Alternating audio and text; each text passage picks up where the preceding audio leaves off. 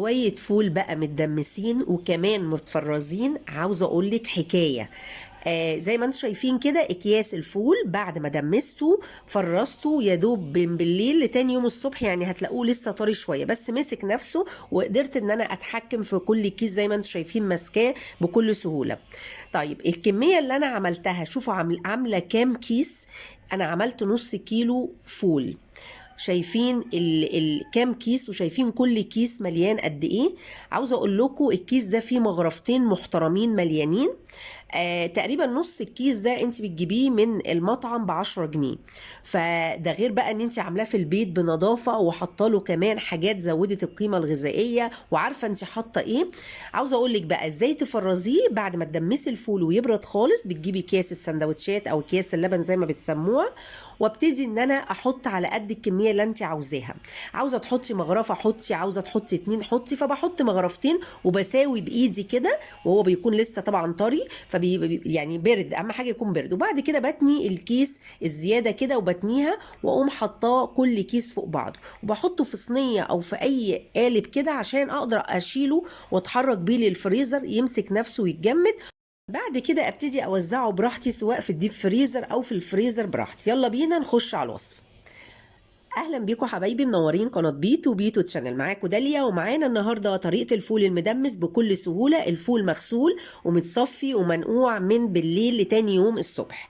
زي ما انتم شايفين كده انا هعمله النهارده في حله، مش هعمله في دماسه ولا على سخان. معايا ايه بقى الاضافات؟ معايا فول مدشوش وعدس اصفر. معايا الفول المدشوش والعدس الاصفر غسلاهم ومصفياهم وغسله الحاجات دي كويس قوي لحد ما الاقي الميه بقت رايقه وبيضه. هضيف بقى عليهم ايه؟ هضيف كمان شويه بليله. انا مكتره هنا البليله. عاوزه تحطي معلقتين 3 اوكي، عاوزه تلغيها اوكي، بس هي بتعمل اضافه حلوه، بتدي سماكه وتقل كده للفول. اوكي. بعد كده حطيت طماطمايه بشرتها، وضفت كمان ليمونايه محترمه كده، وهحطها اعصرها واحط القشر بتاعها. تمام. كل ده هعمله في حله على البوتاجاز، لان ناس كتير قوي بتقول دايما لما بنعمله في الحله بيطلع حبايه وحبايه وما بيطلعش كله مستوي، بيطلع مسود. لا، الطريقه دي رائعه رائعه. حطيت بقى ميه مغليه. انا نقلت بس في حله اكبر وزودت شويه ميه، فحطيت ميه مغليه عليه. وهضيف ايه؟ هضيف معلقتين زيت بس، اي زيت عندك ضيفي معلقتين بس. وبعد كده هو هضيف كمان البابريكا.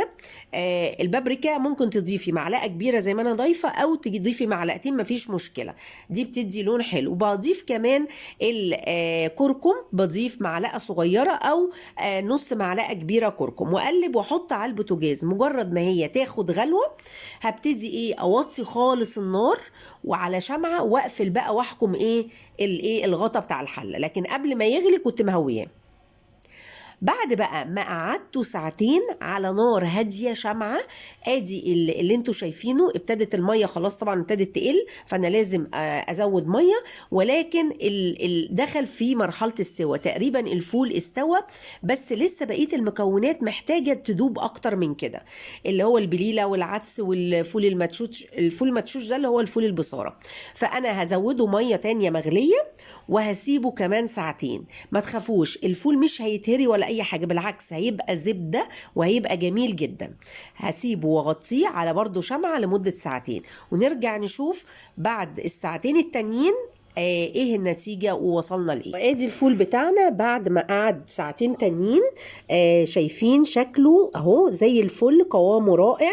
الفولة ما اتهرتش ولا اي حاجة، بس بقية المكونات دابت.